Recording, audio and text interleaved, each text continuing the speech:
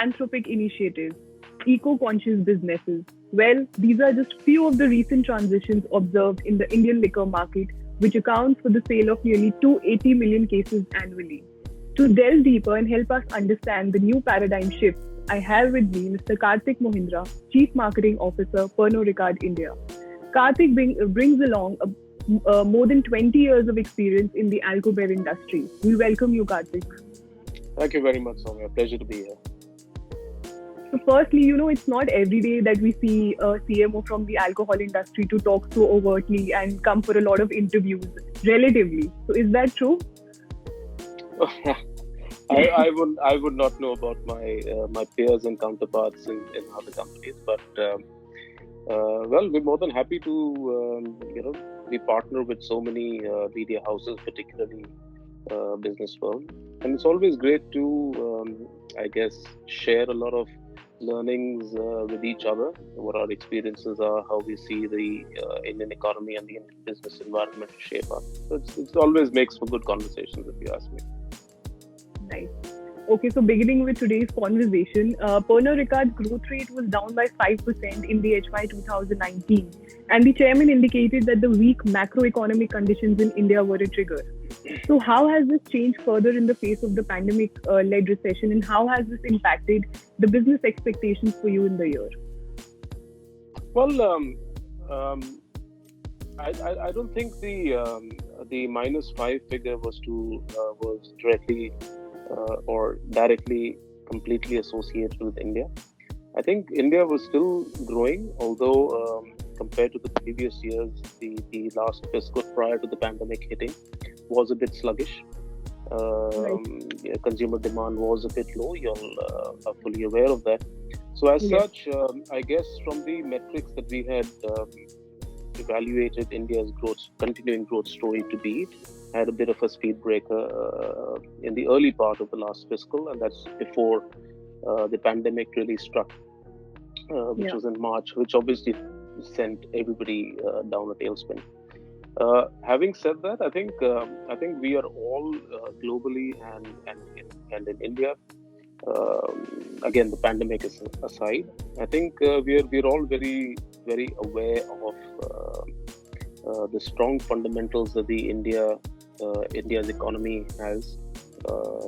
The consumer base out there. So I think we were very hopeful of going over this little speed bump of the sluggish economy of the last year. But having said that, this COVID came and I think hit all of us, every business, very very hard. And I think we are still not out of it. So really, what are the long-term economic repercussions of this? Only time will tell. The sooner we get out of it, the quicker I guess the economy can start to rebound. But I suspect us coming back to pre-COVID levels is not us. I mean, the Indian economy coming back to pre-COVID levels is likely to be at least a year or so ahead of the business as usual scenario. So that remains a bit of a challenge in the short term. But having said that, I think if we maintain the longer term horizon of the next 5 to 10 years, I think the Indian economy's fundamentals remain strong, and I'm sure we will bounce back from this crisis as well. Sure. So the pandemic has been changing consumer behavior, and there has been news about the increase in the online sale of alcohol. What was your company's experience with this, and what were some of the special initiatives that you undertook to address the dual move of lower disposable incomes while it was on a rise in the online space? Well, to answer that, I think what the pandemic has done, and particularly the lockdown associated with the pandemic, has really changed consumer behavior, maybe forever. That's been an interesting transition, and again across industries, and there would be different insights that would be coming through from it. As far as we are concerned, of course, personal safety and hygiene is of paramount importance to every consumer.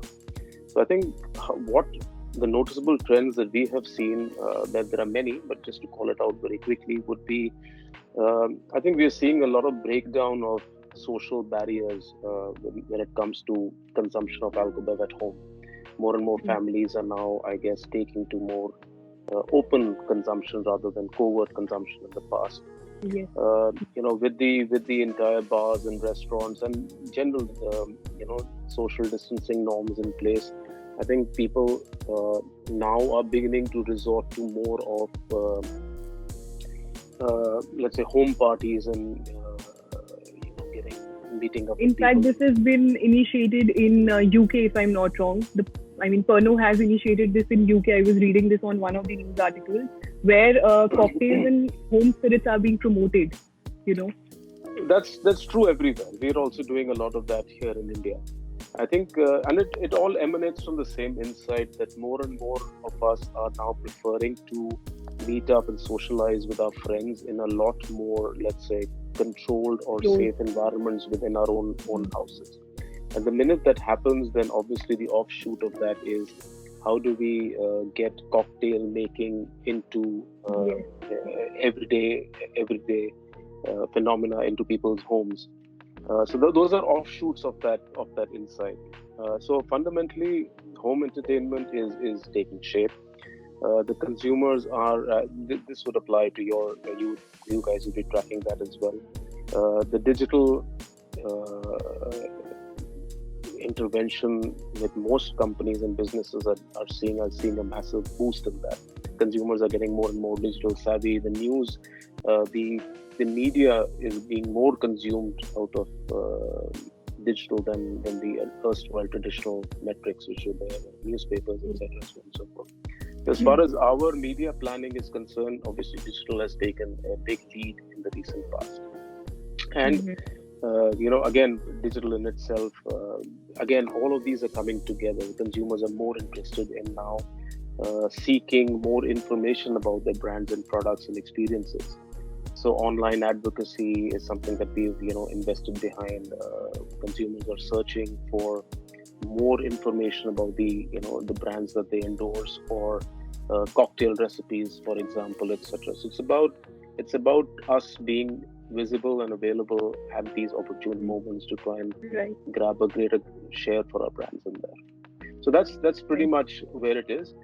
But on the other end of the spectrum, you're absolutely correct. Disposable incomes are constrained in any case because of the economic slowdown and the measures, the cost-cutting measures that probably a lot of companies have taken, and also because of countervailing cess that a lot of states have imposed. So I guess things are not easy from a consumption standpoint or a consumer standpoint.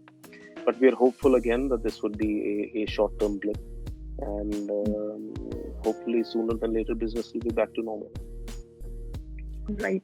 You just spoke about the digital shift of the consumer and how even brands are shifting their monies to digital more. So there appears to be an obvious shift to digital marketing channels as the consumer content consumption habits change. So does that mean an increase in digital spending incremental to your traditional marketing initiatives? Oh yeah, most certainly.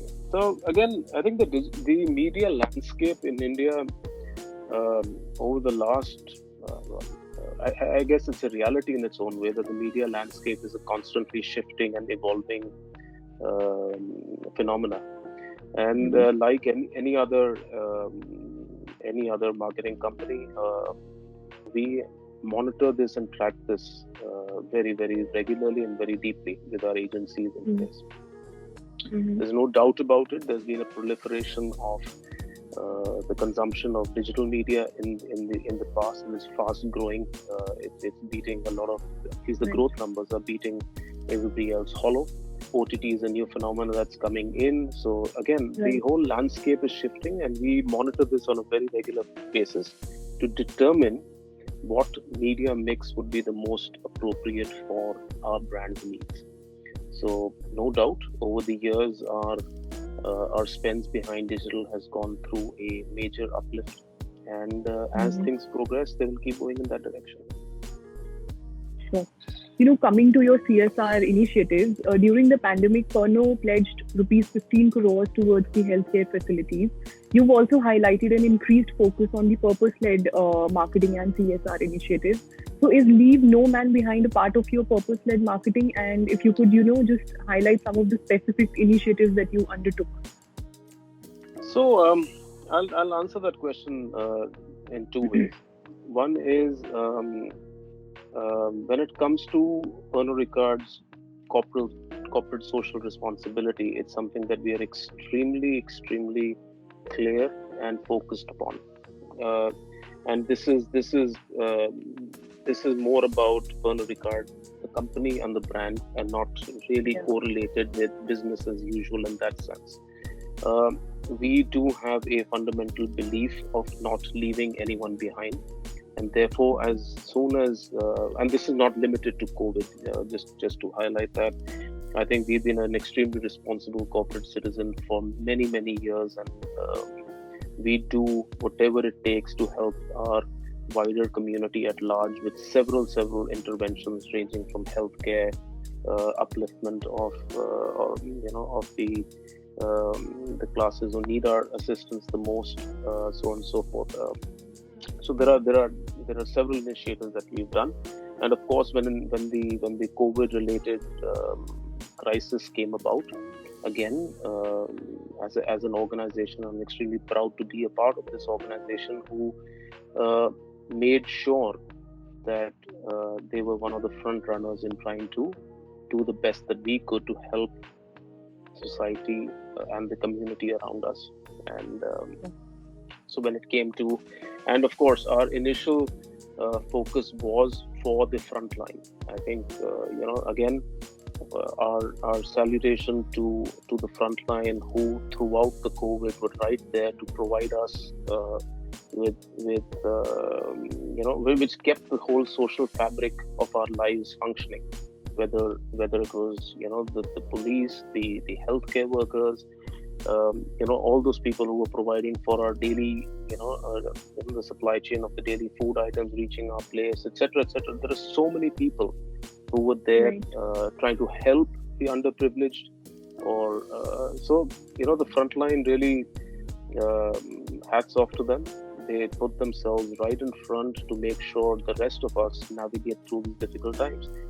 And I think Pernod Ricard launched a whole range of initiatives focusing at these at the front line to try and make their management of COVID and just make life a lot easier for them. So that's really where the company has been focusing on. When it comes to support for infrastructure in hospitals to provide ventilators, liters and over 400,000 liters of sanitizers and masks and so on and so forth. I think in Ladakh, the company also set up its first COVID testing facility over there. Again to help the society. So, I really am. The team who is involved with this, they've just worked tirelessly during the lockdown to try and make sure that nobody gets left behind, and that's phenomenal. And last but not least, we also pledged and extended a lot of our support to the community who are closer to our trade. For instance, the bartending community, the on-trade, who have not been able to work or they've not been allowed to operate till now, just to make sure that their families are also taken care of to the best of their abilities at this point in time. So we've tried to do our best in that one, right? For sure. Now, when it comes to purpose-led marketing, that is something that we keep very different to this. That's more.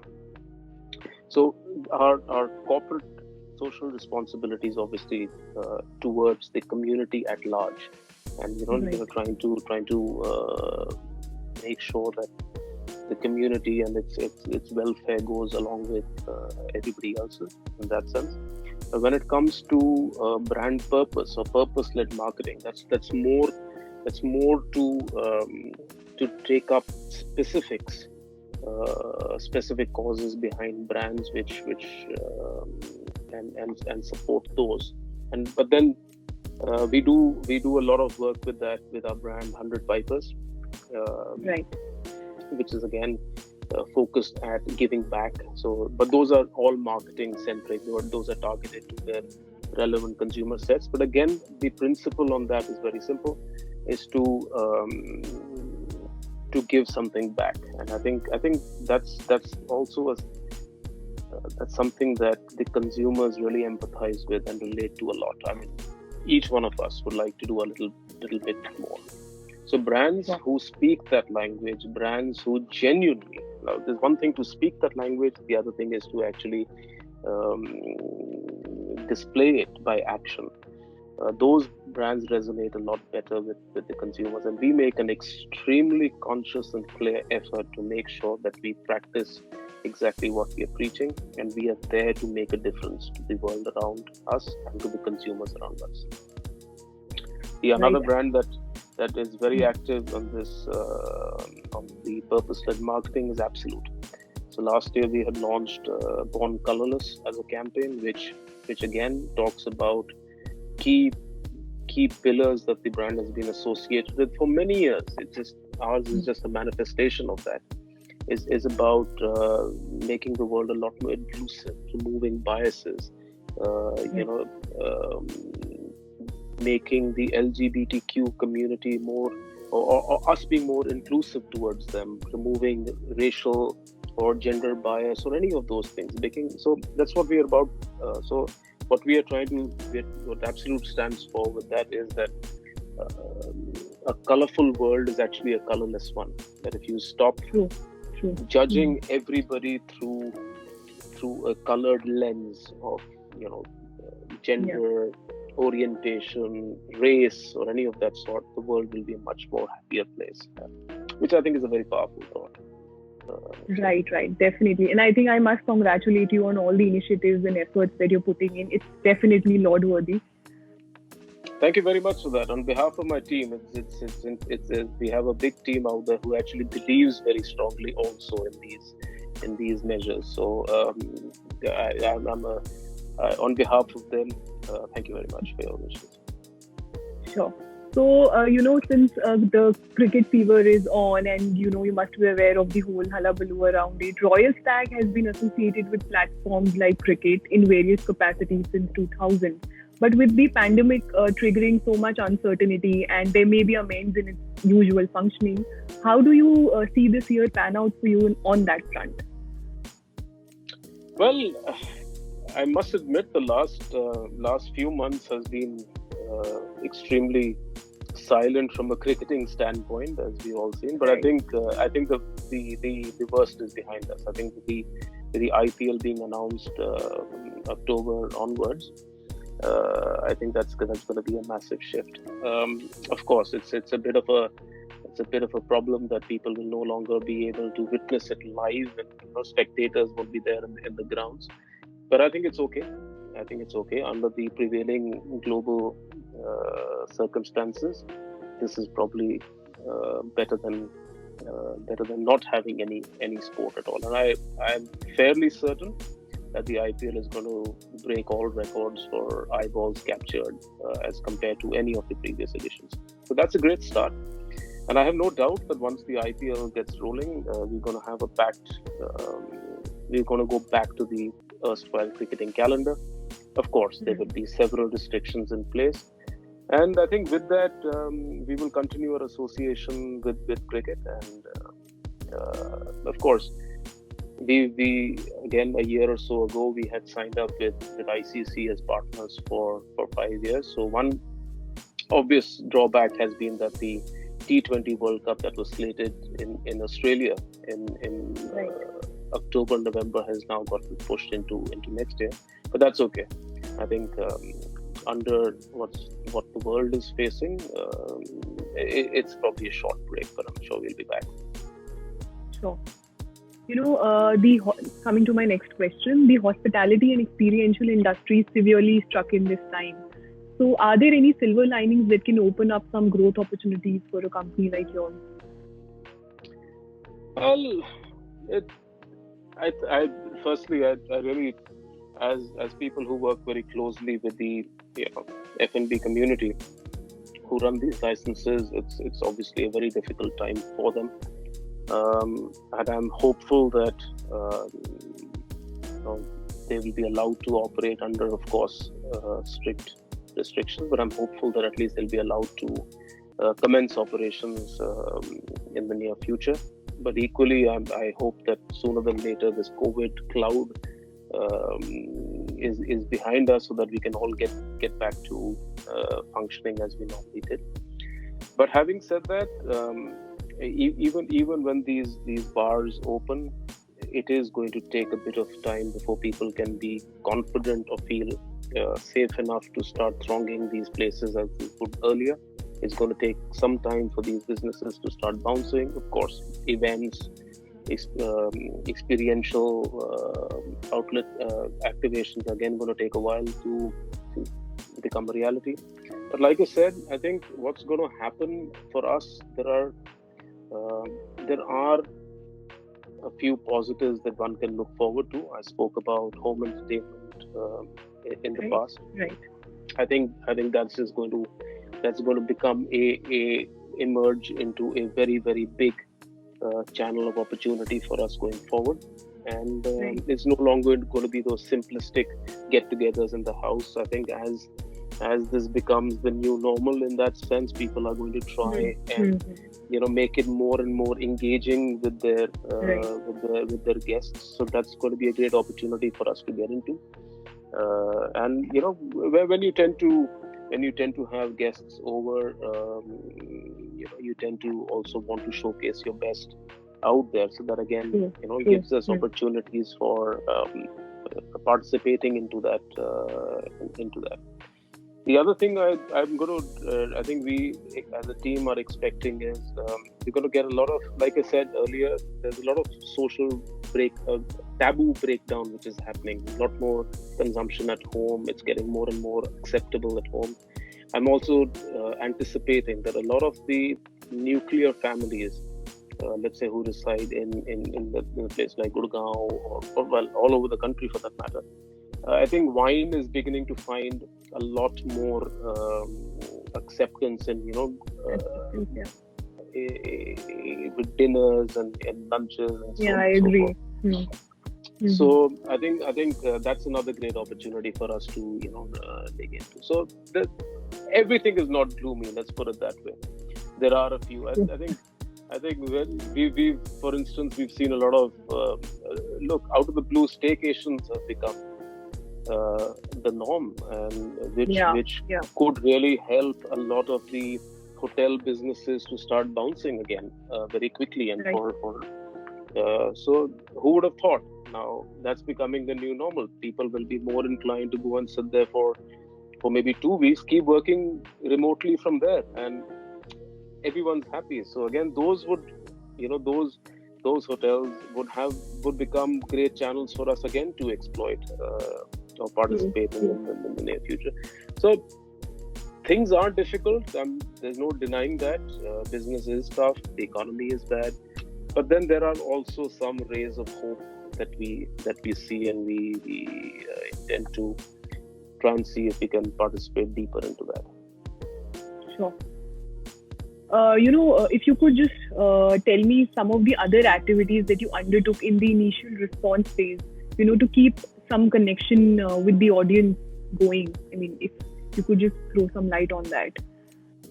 In terms of our corporate social responsibility or brands? Brands. Well, quite honestly, in the initial part, we didn't do anything. We really didn't. We also went under in that sense for a variety of reasons, and one of them being that it was an extremely difficult time, right? So so we all decided to just take a bit of time off, not to. When the world is advocating social distancing, the last thing that you want to see is a group of people having fun. Right. It's a bit of it's a we as an organization didn't think that that was responsible in that sense. So and business was shut, everything was shut. So there was no real merit in also trying to go overboard and doing a lot of things. And during this time, we actually felt that instead of focusing on those avenues, why don't we go ahead and focus a lot more on being a responsible corporate citizen? And that's where all the efforts that we had as an organization was directed towards the community at large, with all the efforts that we had done.